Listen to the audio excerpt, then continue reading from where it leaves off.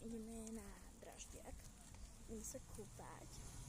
Ja som už v dome, outfitík máme takýto dneska. Som na odtážku tohto styčiek na bejach a gate máme takéto. Máme aj labúčka dneska.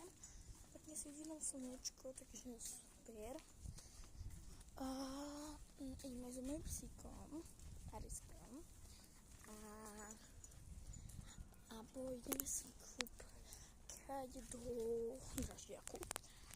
A musíme prejsť nejakých 10 minutiek, takže nejakých 1 km. No ani nie 1 km, pol kilometra, takže takto.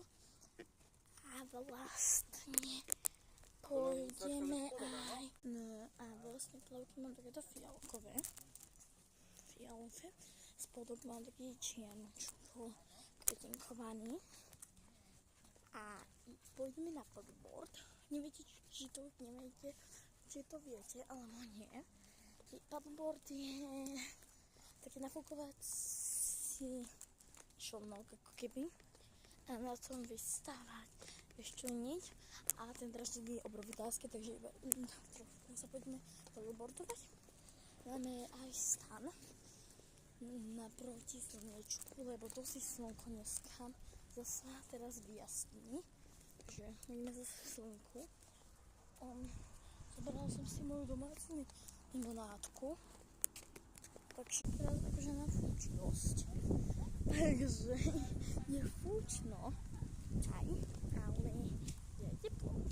My sme do toho takde, neviem, toto možno ukázať viac. Akože oblasti plavárne, takže akože nejak sme tu.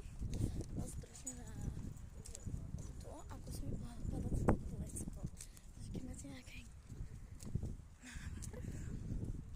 takže akože tak to nejak budeme cestovať.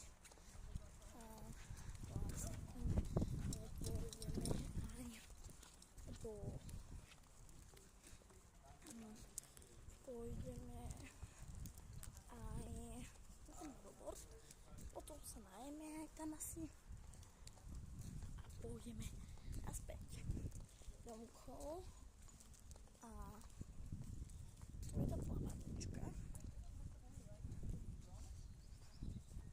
Tu máme písička.